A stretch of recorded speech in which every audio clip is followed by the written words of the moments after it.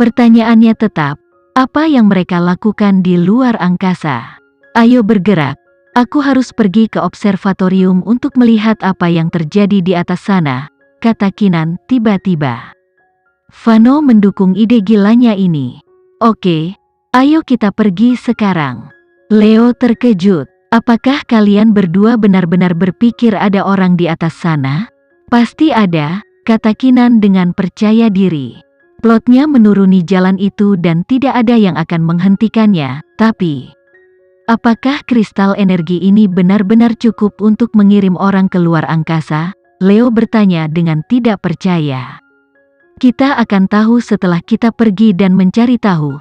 Kinan membuka pintu dan melangkah keluar. Dia tidak suka membuang waktu untuk berbicara, dia adalah wanita yang penuh aksi. Vano membantunya menghubungi Glenn. Dia menjelaskan kepadanya tentang ide mereka, dan meskipun Glenn terkejut, dia memilih untuk mendukung mereka. Mereka mungkin dapat menemukan sesuatu. Selanjutnya, Glenn memikirkan sesuatu. Dia memberitahu Kinan, beberapa dekade yang lalu, keluarga William melahirkan seorang jenius. Dialah yang membantu merancang satelit dan mengizinkan Country Air mengirim satelit pertamanya ke luar angkasa. Orang itu telah melakukan penelitian di pangkalan peluncuran sejak itu, tetapi setelah beberapa saat, dia menghilang tanpa peringatan. Rumor mengatakan bahwa dia meninggal. Glenn yakin bahwa orang ini banyak berhubungan dengan konspirasi keluarga William. Karena itu, mungkin mereka benar-benar telah melakukan sesuatu di luar angkasa. Setelah Kinan mendengar Glenn, dia memiliki perasaan tenggelam di perutnya. Dia bergegas ke observatorium. Orang-orang di observatorium telah diberitahu tentang kedatangan mereka, dan segera membawa mereka ke observatorium luar angkasa ketika mereka tiba. Kami telah mengamati ruang selama bertahun-tahun tetapi tidak ada yang salah. Keingintahuan yang kami rekam semuanya alami. Oleh karena itu, jika ada masalah, kami akan menemukannya, kata manajer di observatorium itu kepada kelompok Kinan. Kinan memandangi langit malam yang indah di layar dan tidak menjawab. Vano bertanya kepada manajer, apakah tidak ada kejadian aneh selama beberapa dekade terakhir? Seharusnya tidak ada. Setidaknya tidak ada dalam 10 tahun saya bekerja di sini. Lalu berapa banyak satelit yang diluncurkan Country Air selama bertahun-tahun? Tanya Vano. Seharusnya sudah ada hampir 100. Apakah Anda melacak masing-masing dari mereka selama peluncuran? Ya, tapi kami berhenti melacak mereka setelah mereka memasuki orbit. Seperti yang Anda tahu, ada terlalu banyak satelit di langit, akan sulit bagi kami untuk melacak semuanya. Bagaimana dengan satelit keluarga William sendiri? Apakah kamu sesekali mengawasi mereka juga? Ya, dan tidak ada yang aneh dengan mereka. Vano melanjutkan serangkaian pertanyaan tetapi dia tidak menemukan apapun. Kinan dan Leo mempelajari langit malam dengan rajin dan tidak menemukan apapun juga. Apakah ini berarti tidak ada yang mencurigakan tentang situs peluncuran juga? Tidak mungkin karena keluarga William pasti merencanakan sesuatu. Karena itu, satelit mereka pasti bermasalah juga, hanya saja mereka tidak tahu apa. Saat mereka bingung, Kinan tiba-tiba menyadari ada perubahan dengan satelit di luar angkasa. Sekitar 10 satelit buatan manusia perlahan-lahan bergerak mendekat satu sama lain, bergerak membentuk garis lurus. Perubahan ini sangat ingin tahu sehingga orang lain juga memperhatikannya. Semua orang menatap satelit penasaran ini dan mereka dipenuhi dengan kejutan dan kecurigaan. Apa yang sedang terjadi? Leo bertanya. Sisanya menggelengkan kepala, menandakan kebingungan mereka. Manajer observatorium juga sama terkejutnya. Apa yang dilakukan satelit-satelit ini? Pergerakan satelit adalah kejadian umum, tetapi mereka tidak pernah dalam skala besar dan dengan keseragaman seperti itu. Sekitar 10 satelit tersusun dalam garis lurus. Sesuatu pasti terjadi. Vano menyipitkan matanya dan berkata, seseorang memanipulasi satelit ini. Mungkinkah orang itu? Kata Leo dengan kecurigaan dan keterkejutan yang sama. Dia tidak merinci identitasnya, tetapi semua orang tahu siapa yang dia bicarakan. Sam mengerutkan kening dan berkata, "Pasti dia." "Apakah dia akhirnya bergerak?" tanya Jessie cemas. Pertanyaannya menyebarkan kecemasan ke dalam hati semua orang. Sejak Ferdian mengatakan akhir dunia akan datang, mereka khawatir.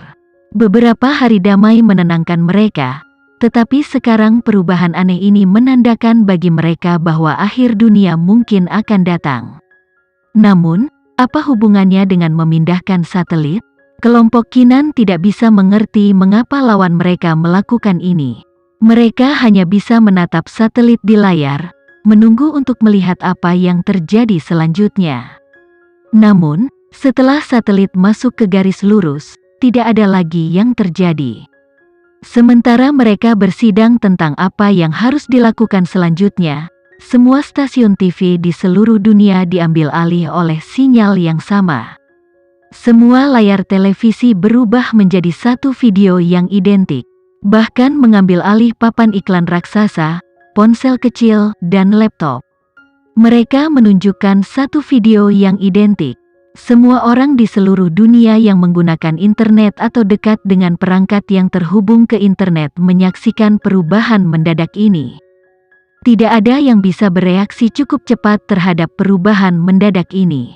Faktanya, reaksi pertama sebagian besar adalah tertarik pada pria tampan yang tidak manusiawi ini dalam setelan tajam yang muncul di layar. Penampilannya sangat halus sehingga mereka benar-benar bisa menarik napas. Kemudian, pria ini tersenyum anggun dan membuka bibirnya untuk mengucapkan beberapa kata yang benar-benar gila. Pengumumannya seperti bom hidrogen yang mengguncang dunia manusia yang damai. "Tuan-tuan dan nyonya-nyonya, senang bertemu dengan Anda." Suaranya yang menggoda dan magnetis dimulai. Ada terjemahan otomatis yang cocok untuk video yang disiarkan di berbagai wilayah di dunia. Ketika dia mulai berbicara, orang-orang di depan televisi menghentikan pekerjaan mereka dan menatapnya dengan rahang terbuka. Bahkan pejalan kaki yang berjalan di jalan berhenti di jalur mereka dan mengangkat kepala untuk menonton papan reklame. Seolah mengantisipasi reaksi semua orang, pria dalam video itu memberikan sedikit senyuman dan melanjutkan, "Kalian pasti terkejut melihatku begitu tiba-tiba.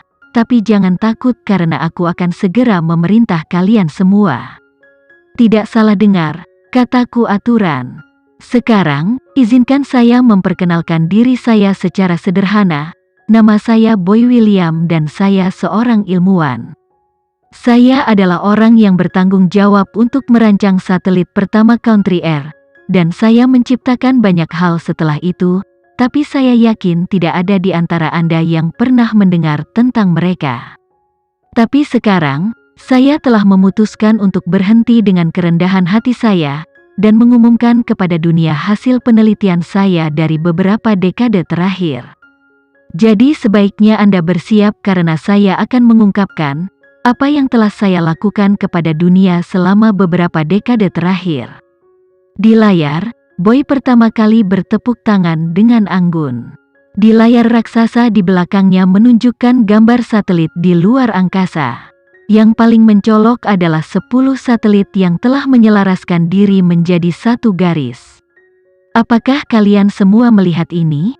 Satelit-satelit ini hanyalah bagian dari penemuan saya. Saya menggunakan satelit-satelit ini untuk berkomunikasi dengan Anda semua. Namun, dalam waktu 10 menit, semua satelit ini akan meledak. Anggap ini hadiah pertama saya untuk semua. Dari Anda. Tentu saja, ini bukan satu-satunya hal yang telah saya lakukan. Ciptaan terbesar saya adalah menyebarkan sekitar 500 satelit di sekitar lapisan ozon bumi. Ya, telinga Anda tidak menipu Anda. Ada sekitar 500 satelit.